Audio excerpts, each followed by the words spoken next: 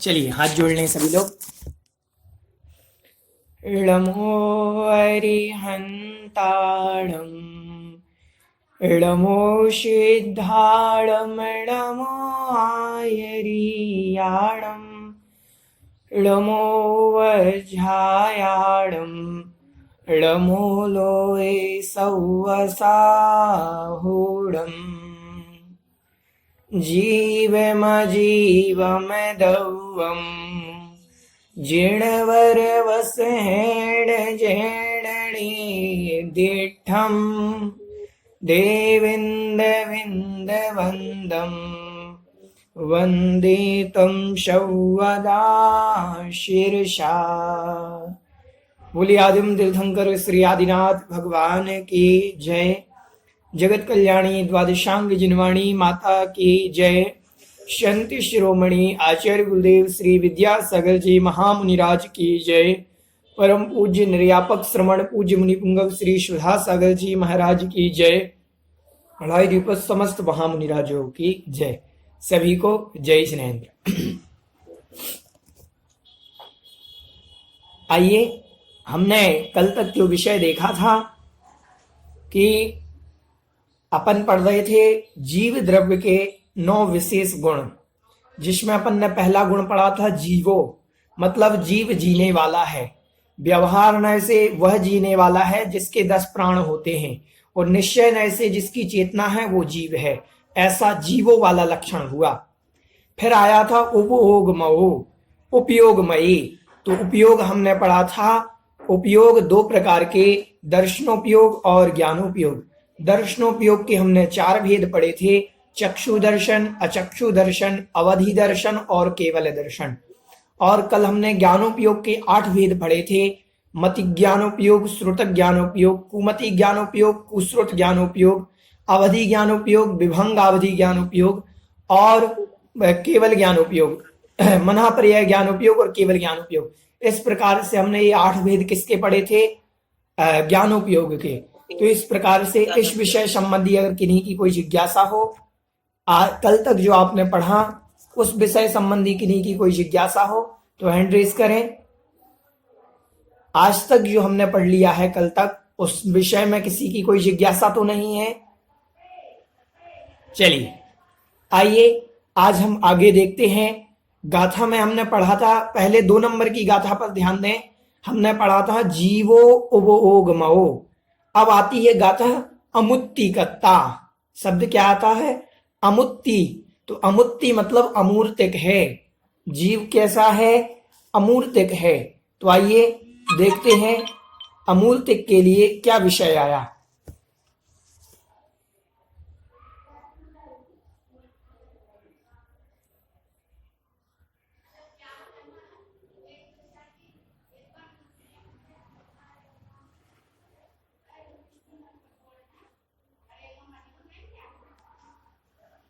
कल हमने दर्शनोपयोग, ज्ञानोपयोग इत्यादि भेद देख लिए थे। अच्छा, यहां पर आगे कह रहे हैं, नय की विवक्षा से जीव का पुनः लक्षण बतला रहे हैं कि जो व्यवहार नय है, जो हमने ज्ञान और दर्शन पढ़े थे, ये कैसे होते हैं। ज्ञान और दर्शन नय की अपेक्षा से हमने आपको पहले बतलाया था कि गाथा में 2 विवक्षा लेकर के चलेंगे, एक व्यवहार नय, एक निश्चय नय। अभी हमने दोनों गाथाएं पढ़ ली, दर्शनोपयोग और ज्ञानोपयोग। दोनों में नय नहीं बतलाया कि ये कौन से नय से कौन सा उपयोग होता है, ये बतलाया नहीं। तो अब ये नय विवक्षा से बतला रहे हैं आचार्य महाराज कि किस नय से कौन सा उपयोग किनके होता है। तो आइए हम नय विवक्षा से देखते हैं उपयोग का परिचय।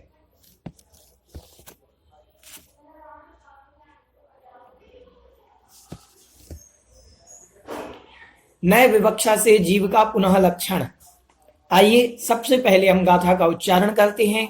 तो यहां पर कह रहे हैं, अट्ठ चदुणाण दंसण सामण्णम जीव लक्षणम भड़ियम व्यवहारा शुद्धणया शुद्धम पुणदंसणम नाणम। अट्ठ चदुणाण दंसण सामर्णम जीव लक्षणम भणियम व्यवहार शुद्धिणया शुद्धम पुण्यदंसणम नाणम। यहां पर कह रहे हैं अट्ठ चदु प्राण दंसण सामन्नम जीव लक्षणम भणियम व्यवहारा शुद्धणया शुद्धम पुण्य दंसणम नाणम। आइए अब नए विवक्षा से हमने आपको बताया था कि नए दो प्रकार के व्यवहार नय और निश्चय नय। व्यवहार नय द्रव्य की अशुद्ध अवस्था का कथन करता है और निश्चय नय द्रव्य की शुद्ध अवस्था का कथन करता है। तो कह रहे हैं अट्ठ मतलब आठ, चदु मतलब चार। अट्ठ मतलब आठ, चदु मतलब चार। कौन है आठ और कौन है चार? तो कह रहे णाण। णाण मतलब ज्ञान। ज्ञान कितने प्रकार का? तो पहला शब्द दिया, बोले अट्ठ। अट्ठ ज्ञान और चदु दंसण। देखें इन्होंने कैसे जोड़ा है अट्ठ ज्ञान और चदु दंसण। अट्ठ को जोड़ेंगे हम ज्ञान से और चदु को जोड़ेंगे दंसण से। देखें अट्ठ को किससे जोड़ा? ज्ञान से और चदु को जोड़ा दंसण से। समझ में आया? अट्ठ मतलब आठ। आठ कौन है? तो कहा णाण मतलब ज्ञान। आठ प्रकार का ज्ञान और चार प्रकार का दर्शन। सामन्नम सामान्यतया, सामान्य से। जीव लक्षणम भणियम, जीव का लक्षण कहा गया है। आठ प्रकार का ज्ञान, चार प्रकार का दर्शन, सामन्नम मतलब सामान्य से, जीव का लक्षणम कहा गया है। भणियम मतलब कहा गया है। व्यवहारा कैसे कहा गया है? तो व्यवहारा मतलब व्यवहार नय से। व्यवहार नय से आठ प्रकार का ज्ञान, चार प्रकार का दर्शन, सामान्य से जीव का लक्षण है। और कह रहे शुद्ध नया, शुद्ध निश्चय नय से। किससे? शुद्ध निश्चय नय से। शुद्धम पुण्यदंसणम नाणम। पुण्य मतलब और, शुद्धम मतलब शुद्ध, दंसणम मतलब दर्शन और नाणम मतलब नाण। शुद्ध दर्शन और शुद्ध ज्ञान, शुद्ध नय से जीव के लक्षण कहे गए हैं। समझ में आ रहा है?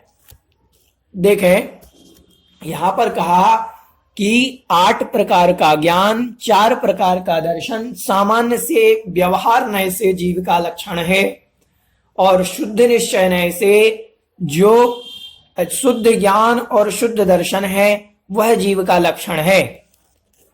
अब थोड़ा सा समझते हैं। यहां पर इन्होंने निश्चय नय नहीं दिया, शुद्ध निश्चय नय दिया। शब्द क्या दिया? शुद्ध निश्चय नय। कौन सा शब्द दिया? शुद्ध नया शुद्धम पुण्यदंसणम नाणम। तो शुद्ध निश्चय नय का अर्थ होता है शुद्ध नय से। शुद्ध नय मतलब होता है जैसे सिद्ध भगवान है, त्रैकालिक शुद्ध हैं। त्रैकालिक मतलब जब से हुए हैं शुद्ध, आज भी हैं और अनंत काल तक ऐसे ही रहेंगे। तो ये हमेशा तक। तो शुद्ध निश्चय नय से सिद्धों में भी शुद्ध ज्ञान और शुद्ध दर्शनोपयोग पाया जाता है। भगवान के दर्शन को, भगवान के दर्शनोपयोग को, ज्ञानोपयोग को आठ प्रकार से, चार प्रकार से विभाजन नहीं किया जा सकता सिद्ध भगवान के। समझ रहे हैं? हम ये विभाजन अरिहंतों तक कर सकते हैं। व्यवहार नय से, सामान्य से आठ प्रकार का ज्ञानोपयोग, चार प्रकार का दर्शनोपयोग जीव का लक्षण है व्यवहार नय से। लेकिन निश्चय नय से तो शुद्ध ज्ञान और शुद्ध दर्शन ही जीव का लक्षण है। समझ में आ रहा है विषय? शुद्ध ज्ञान और शुद्ध दर्शन ही जीव का सामान्य से लक्षण है, ऐसा जानना। आइए आगे हम गाथा का अर्थ देखते हैं और इस गाथा का विशेषार्थ देखते हैं।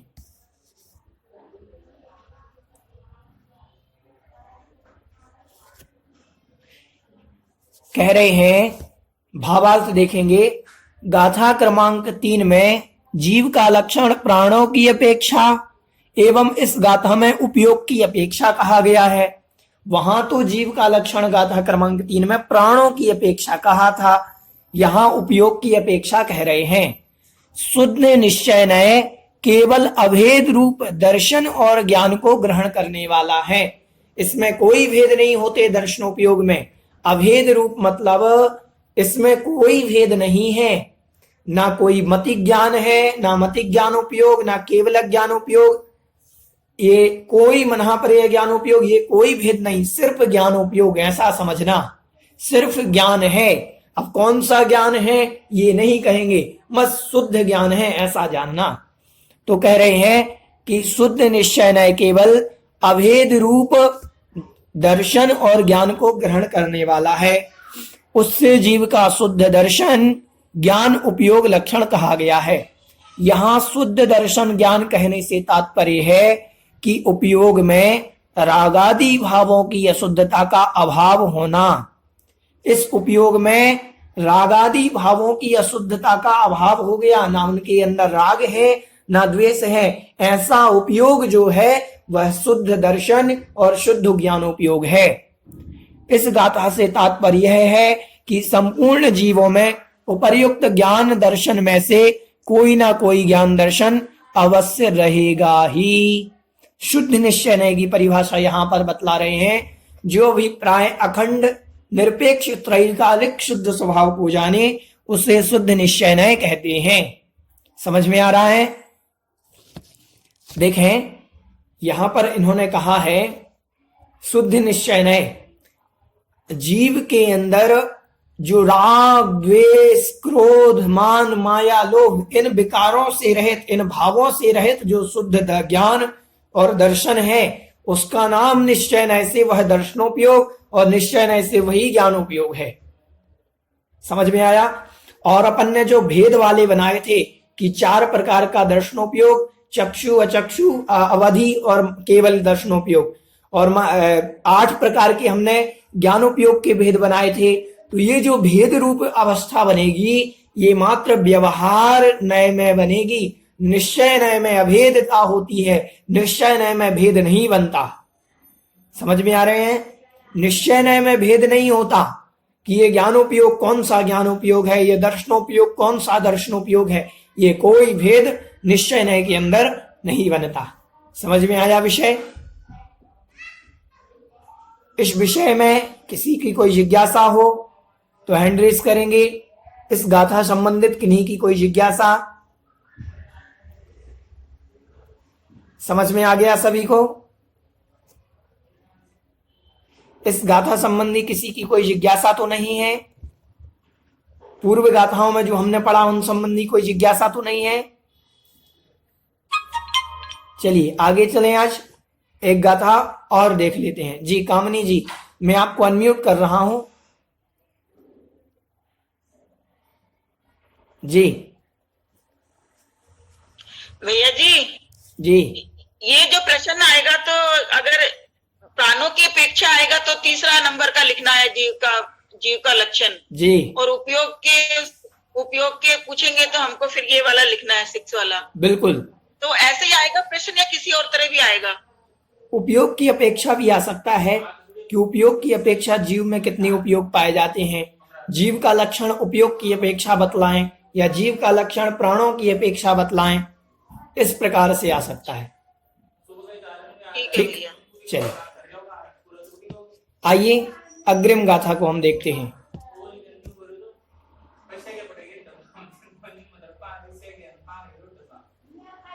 बंटी भैया, बंटी भैया,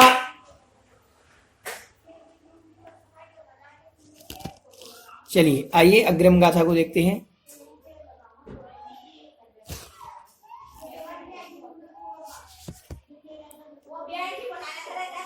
अग्रिम गाथा जीव का मूर्तिक और अमूर्तिक स्वरूप यहां पर कह रहे हैं। वहां पर हमने पढ़ा था कि जीव अमूर्ति मतलब अमूर्तिक है।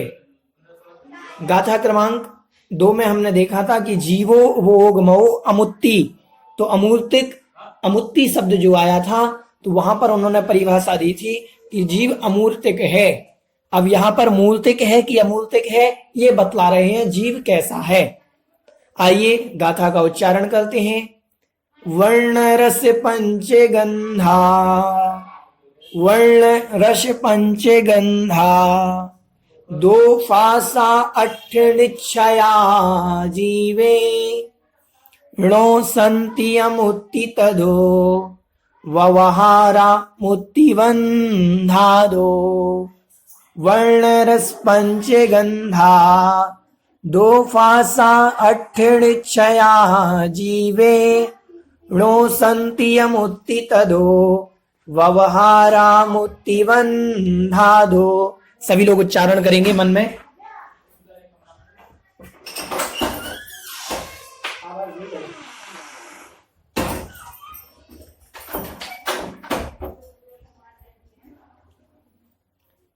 चलिए गाथा का अर्थ देखते हैं। यहां पर कह रहे हैं जीव का मूर्तिकपना और अमूर्तिकपना।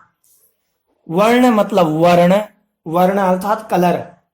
रस मतलब रस, जो 5 प्रकार के रस होते हैं वह रस। पंच मतलब 5, 5 प्रकार के वर्ण, 5 प्रकार के रस। गंधा मतलब गंध, गंध कितने प्रकार की? 2, मतलब 2 प्रकार की गंध। फासा मतलब स्पर्श, स्पर्श जो होता है वह 8 मतलब 8 प्रकार का होता है। ये निश्चया मतलब निश्चय न से, जीवे मतलब जीव में, णो संति नहीं होते, निश्चय न से ये जीव में नहीं होते। ना वर्ण होता है, ना रस होता है, ना गंध होता है, ना स्पर्श होता है। इसीलिए निश्चय न से ये जीव में ना होने से अमुत्ति, अमुत्ति है मतलब अमूर्तिक है। तदा मतलब इसीलिए, तदो मतलब इसीलिए, तदो मतलब इसीलिए यह जीव कैसा है? अमूर्तिक है। और कह रहे हैं व्यवहारा, व्यवहार न से, मुत्ति मतलब मूर्तिक है। क्यों है?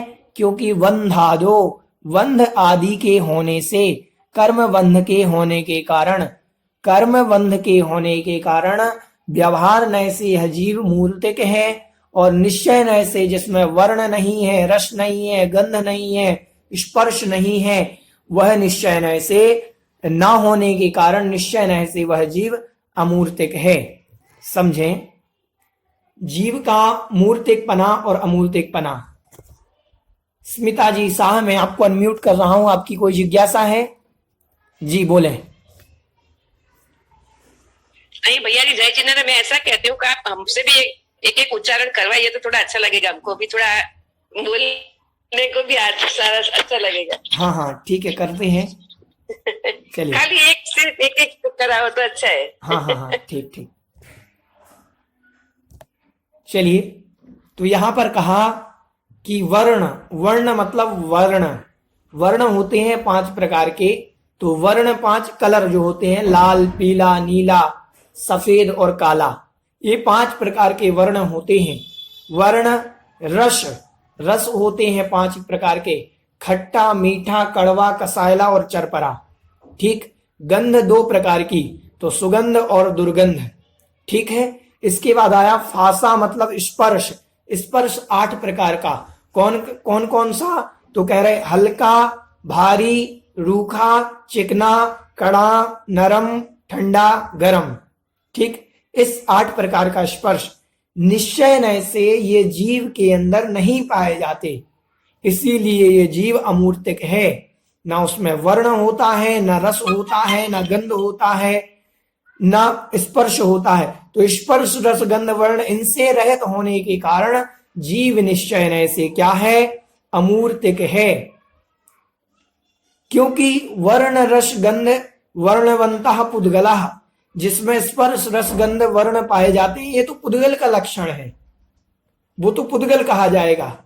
समझ में आ रहा है? इसीलिए जीव अमूर्तिक है, क्योंकि जीव के अंदर ना वर्ण होते हैं, ना रस होते हैं, ना गंध होती है, ना स्पर्श होते हैं, ये कुछ नहीं पाया जाता। इसीलिए जीव निश्चय न से अमूर्तिक है, मतलब दिखाई नहीं देने वाला है।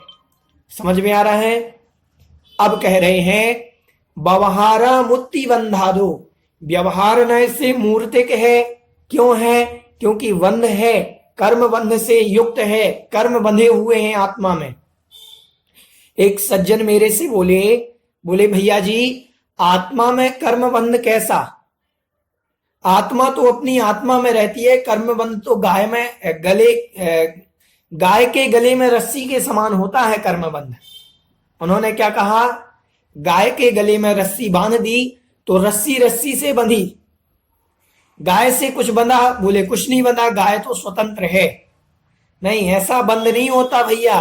बंध तो दूध और पानी की तरह होता है। दूध और पानी मिल जाता है तो वहां ये नहीं होता कि दूध अलग है पानी अलग, दोनों एक साथ दिखते हैं और दोनों साथ में रहते हैं। ऐसे ही कर्म बंध और आत्मा का बंध दूध और पानी की तरह मिला जुला होता है। इसीलिए जीव आचार्यों ने व्यवहार नय से जीव को मूर्तिक कहा। समझ में आया विषय?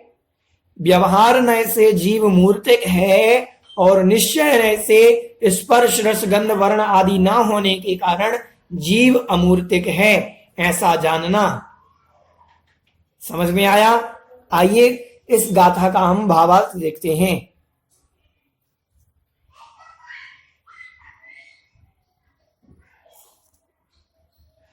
यहां पर कह रहे हैं भावार्थ में कि 6 द्रव्यों में से केवल पुद्गल द्रव्य ही स्पर्श रस गंध वर्ण से युक्त होने के कारण मूर्तिक है। क्योंकि मूर्तिक सिर्फ ये पुद्गल में ही पाया जाता है, अन्य सब द्रव्य अमूर्तिक हैं। व्यवहार नय से संसारी जीव अनादि काल से पौद्गलिक कर्मों से युक्त होने के कारण मूर्तिक है। अनादि काल से किससे है? पौद्गलिक कर्मों से ये युक्त है अनादि काल से, इसीलिए इसको मूर्तिक कहा। इसीलिए पौद्गलिक बाह्य अस्त्र, औषधि, विष, पानी, अग्नि आदि से भी प्रभावित होता है। यदि संसारी जीव अमूर्तिक होता तो उपर्युक्त पौद्गलिक द्रव्यों से प्रभावित नहीं होता। यदि संसारी जीव अमूर्तिक होता ना तो पौद्गलिक द्रव्य उस पर प्रभाव नहीं डालते। निश्चय नय से जीव अमूर्तिक है क्योंकि उसमें स्पर्श रस गंध और वर्ण नहीं पाए जाते। चलिए देखो, अगर ये जीव अमूर्तिक है, हम मानते हैं, जो लोग निश्चयवादी हैं वो एक कथन को लेकर के चलते हैं, वो कहते बस आत्मा तो शुद्ध है।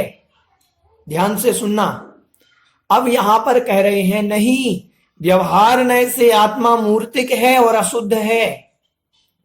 निश्चय नय से कहोगे तो शुद्ध निश्चय नय से, तो निश्चय नय से जीव अमूर्तिक है, लेकिन व्यवहार नय से तो जीव मूर्तिक है।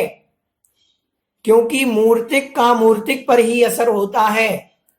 हमारी आत्मा में असाता वेदनीय कर्म का उदय आया। देखो बहुत अच्छा उदाहरण मैं दे रहा हूं आपको।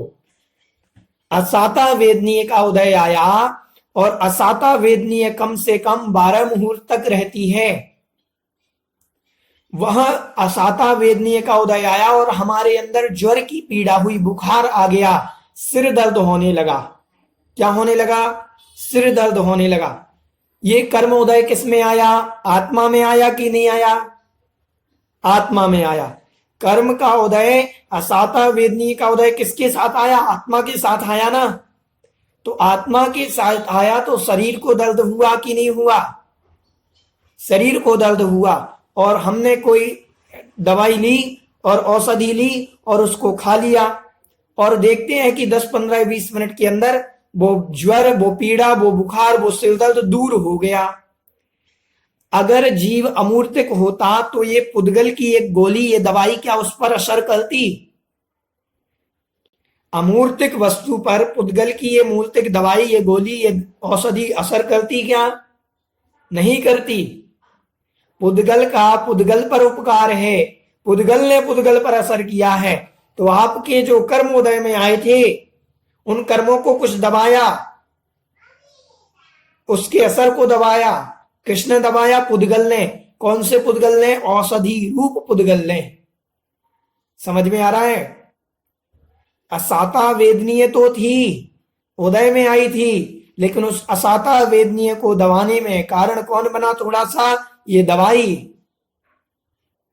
क्या समझते हैं हम कि बुखार आया तो ये हम दवाई ना खाएं, ये तो कर्म का उदय है, आएगा और चला। अरे पुद्गल ने पुद्गल पर उपकार कर दिया, वो एक शीशी में रखी मेडिकल की वो दवाई हमारे शरीर पर असर कर गई। तो जीव पौद्गलिक है, व्यवहार नय से, ध्यान से सुनना, जीव व्यवहार नय से मूर्तिक है, पौद्गलिक नहीं। जीव व्यवहार नय से मूर्तिक है। अगर मूर्तिक नहीं होता तो वो मूर्तिक दवाई इस मूर्तिक जीव पर असर, अमूर्तिक जीव पर असर नहीं कर पाती। अगर जीव अमूर्तिक होता तो, जीव मूर्तिक है व्यवहार नय से, इसीलिए वो मूर्तिक दवाई इसके संयोग में आई और इसको असर कर गई। समझ में आया विषय? जो लोग कुछ ऐसा कहेंगे, नहीं आत्मा तो शुद्ध बुद्ध है, आत्मा तो शुद्ध है, नहीं, उनका मानना, उनका कहना गलत। व्यवहार नय से जीव अनादिकालीन कर्म के संयोग से यह मूर्तिक है और मूर्तिक ही मानी जाएगी। इसीलिए तो दवाइयां असर करती हैं आत्मा पर, क्योंकि ये व्यवहार नय से असर करती हैं। व्यवहार नय से जीव को मूर्तिक माना। अनादिकाल से कर्मों का संयोग है हमारी आत्मा के साथ, और वो कर्म हमारी आत्मा में दूध और पानी के साथ जुड़े हुए हैं। मैं आपसे पूछता हूं कि अपन जब दूध और पानी जब मिलाकर के दूध रखा है और उसमें नींबू डालते हैं तो दूध का भी स्वाद चेंज होता है, वो भी फट जाता है, और उसमें जो पानी रहता है उसका भी स्वाद चेंज हो जाता है। समझ रहे हैं? ऐसा तो नहीं होता कि नींबू निचोड़ा हमने दूध में तो सिर्फ दूध फटेगा, पानी में कोई स्वाद ही चेंज नहीं होगा, पानी तो शुद्ध रहेगा, या दूध शुद्ध रहेगा, पानी में कोई विकार नहीं आएगा। नहीं, दोनों में विकार भाव उत्पन्न होंगे। समझ में आ रहे हैं? तो असर करता है, ये दवाई है, ये दवाई भी असर करती है, क्योंकि ये मूर्तिक पना भी बना हुआ है हमारी आत्मा में। तो पुद्गल का पुद्गल पर उपकार होकर के ये दवाइयां असर करती हैं। अगर हमारी आत्मा व्यवहार नय से मूर्तिक ना होती तो ये दवाइयां इत्यादि हम पर असर ना करती। ठीक है, समझ रहे हैं विषय को? चलिए, इस प्रकार से हमारी ये दो गाथा कंप्लीट हुई। इस विषय में किसी की कोई जिज्ञासा हो तो आप अपनी जिज्ञासा पूछ सकते हैं। किन्हीं की कोई जिज्ञासा इस विषय में?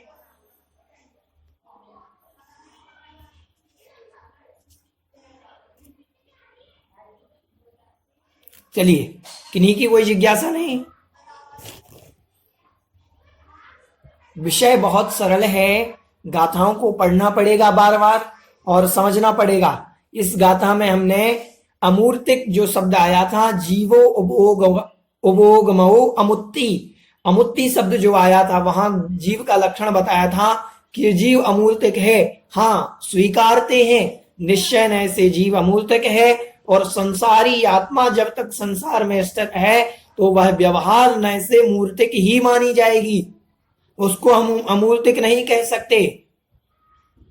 हम अरिहंत भगवान की आत्मा को भी संसारी आत्मा मानते हैं। समझ रहे हैं? अरिहंत भगवान की आत्मा भी कर्मों से संयुक्त है। अभी 4 कर्म उसमें भी शेष रह गए, आयु कर्म उनका भी शेष रह गया, तो उनकी आत्मा भी व्यवहार नय से, वहां पर उनकी आत्मा भी मूर्तिक कही जाएगी। समझ आ रहा है विषय? जब तक अनादिकालीन कर्म का संयोग हमारी आत्मा से दूर नहीं होगा तब तक हमारी आत्मा कर्म से संयुक्त मूर्तिक मानी जाएगी, और जिस दिन ये कर्म का संयोग हमारी आत्मा से दूर हो जाएगा उस दिन हमारी आत्मा शुद्ध स्वरूप को, अमूर्तिक पने को प्राप्त होगी। आया विषय समझ में? चलिए, आज बस इतना ही। 2 गाथाएं हुई हमारी।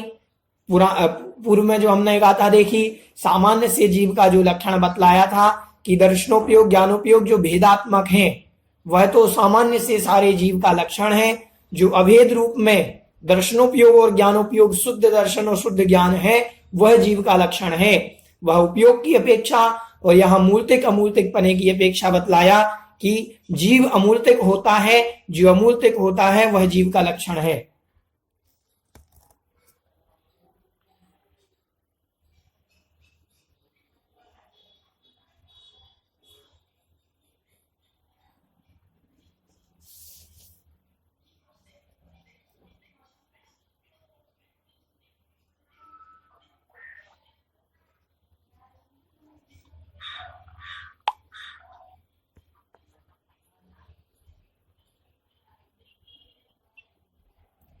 चलिए, किन्हीं की कोई जिज्ञासा हो इस विषय में तो हैंड रेस करेंगे।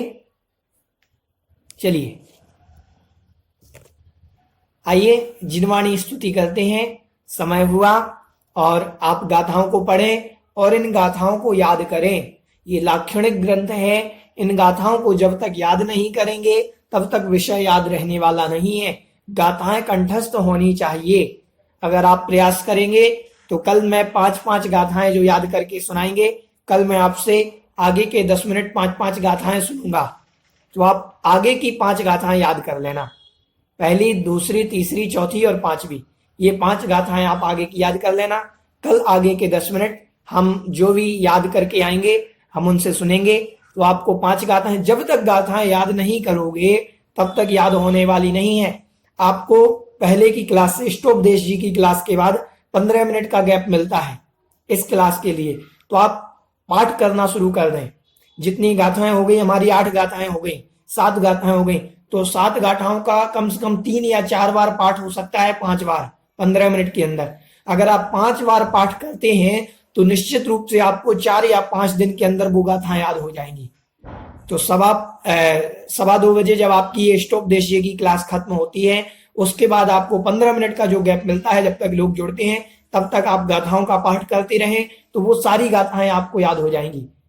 हम लोग गाथाएं पाठ करने से याद करते थे, सुबह शाम पाठ करते थे दोनों टाइम, तो गाथाएं सारी याद हो गई थी।